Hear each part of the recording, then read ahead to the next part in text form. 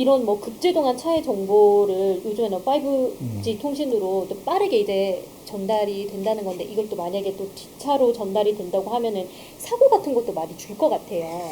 그런 방법으로 이제 네. 우리가 지능형 교통 시스템에서 이제 ITS라고 하죠. 인텔리전트 트랜스포테이션 시스템을 구현을 하는데 이게 굉장히 오랫동안 그걸 하기 위해서 뭐 특히 미국, 유럽에서 많이 네. 노력을 했는데 이게 시장에서는 잘 받아들여지지 않고 있고요. 그러니까 네. 이제 뭐 5G 기술이 나오면서 많이 될 텐데 네. 근데 이제 5G 기술이 나오면서 이제 걱정되는 게 통신이라는 거는 끊어질 수 있잖아요. 그렇죠, 그렇죠. 예, 그랬을 때 이제 5G 기술로 만약에 자율주행차 운영이 됐을 때 통신이 교란되거나 그랬을 때는 이제 굉장히 심각한 문제가 생길 게 아니냐 하는 게 네. 문제가 되죠. 진짜 그러면은 이게 확실히 좀 쉽지만은 않은 기술일 것 같은데 이거에 대한 대안 방법도 있나요? 그래서 그런 거예요. 우리가 예를 들면 네. 스마트폰이 있어야지만 일을 한단 말이죠. 그러니까 스마트폰이 고장나거나 없어졌어요. 네. 그러면 아무것도 못 하나요? 아니잖아요. 아니죠. 우리는 기본적으로 일을 할 수 있는데 폰이 일을 더 효율적으로 할 수 있도록 도와주는 거죠. 그러니까 사람이 뭐가 있냐면 지능이 있거든요. 그러니까 자동차가 기본적으로 지능이 있어서 어떤 운행을 하거나 자기의 기본적인 역할은 지능이 담당할 수 있고 여기에 이제 커넥티드가 되면 주변으로부터 정보를 받아서 더 감지할 수 있는 범위가 넓어져서 차의 기능이 확장되는 거죠. 그래서 차가 그 뭐 순간적으로 끊어졌던 잠시 통신이 끊어진다 그래도 네. 기본적인 지능에 따라서 좀 더 조심스럽게 운전을 하겠죠. 좀 더 그러니까 조심스러운 운전을 하지만 운전은 가능하게 돼요. 그래서 지능화가 되지 않은 상태의 뭐 통신 기능만을 이용해서 5G나 이런 걸 이용해서 자율주행차가 구현될 수 있다고 하는 굉장히 위험한 발상이고요. 그렇게는 기술을 개발할 수 없습니다. 네. 그럼 커넥티드 카는 차 안에 있는 분의 안전이 먼저인지 아니면 차 밖에 있는 분의 안전이 먼저인지 이것도 좀 궁금한데요. 그건 다 중요하죠. 다 둘 다. 네, 둘 다 그러니까 그게 우리가 기계를 개발하고 사람은 이 사람이 어떤 의도를 가지고 했는지 알 수가 없어요. 그 행동을 보고 추측하거나 할 뿐이지. 네.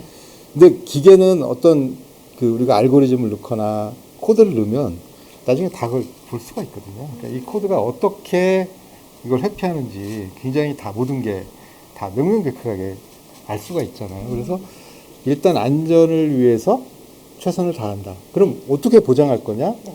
이제 그래서 이제 하는 게 ISO 26262 같은 그런 이제 표준 같은 데서 하는 게 현존하는 인류가 가진 모든 지식으로 최선을 다했다면 그거는 설사 나중에 문제가 밝혀지더라도 그건 제조자의 책임이 아니다.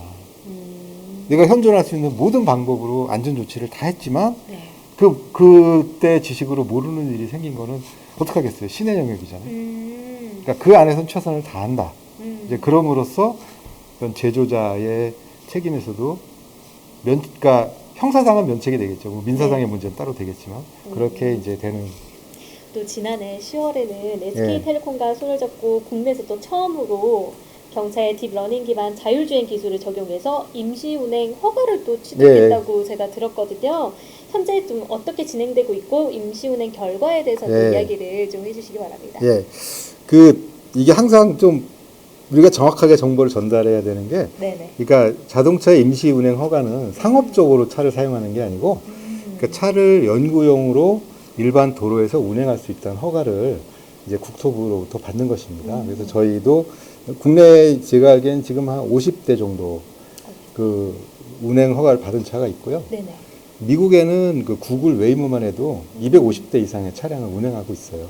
그러니까 우리나라가 구글 웨이모 운행하는 게 5분의 1밖에 안 돼요. 우리나라 전체 모든 연구기관이 가지고 있는 게 아직 그렇고요. 그래서 저희가 이제 이 허가를 받으면 주기적으로 이제 국토부에 운행 기록을 보고를 하게 돼 있습니다. 그래서 운행 보고를 하고 있고, 근데 저희가 계속 연구해서 계속 더 개발, 성능을 높이기 위한 연구를 하고 있고, 이제 최근에는 서울시에서 하는 자율주행 페스티벌에 나가서 6월에 나가서 거기서 이제 운행 하는 것도 시연도 했고 뭐 저희 차 안에서 실시간 실시간 그 언론사를 얘기해도 되나요? 그 YTN 언론사에서 그 직접 리포트가 타서 거기서 실시방으로 이제 생방송을 한 적도 있습니다. 반응이 꽤 좋았나 봐요.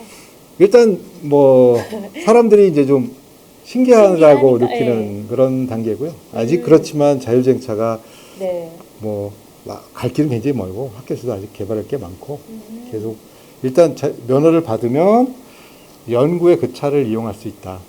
그걸 가지고 이제 일반 도로에 나가서 자율주행을 하는 게 이제 허가가 된다. 이렇게 생각하시면 되겠습니다.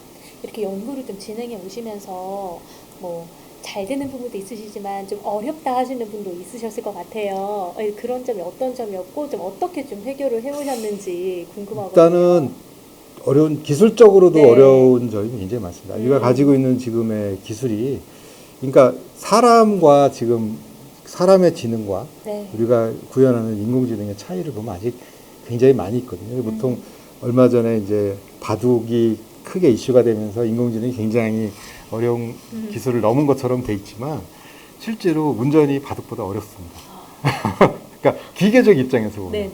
그러니까 비행기를 자동으로 조종하고 이착륙하는 거는 이미 다 자동화가 돼 있어요. 무인 드론도. 근데 자동차는 굉장히 혼잡한 상황에서 여러 가지 상황에서 운전하기 때문에 굉장히 해결할 문제들이 아직 굉장히 많이 있고요. 차 한 대만의 문제가 아니고 다른 차와의 교행, 그 다음에 혼잡한 도로에서 어떻게 할 것인지, 그 다음에 이제 악천후가 됐을 상황에서 어떻게 된다든지, 뭐 이런 여러 가지 문제들이 있어서 아직 해결에 대해서 나가야 할 문제들이 많이 있고, 그 하나하나를 지금 해결해가는 연구를 하고 있다고 보시면 되겠습니다.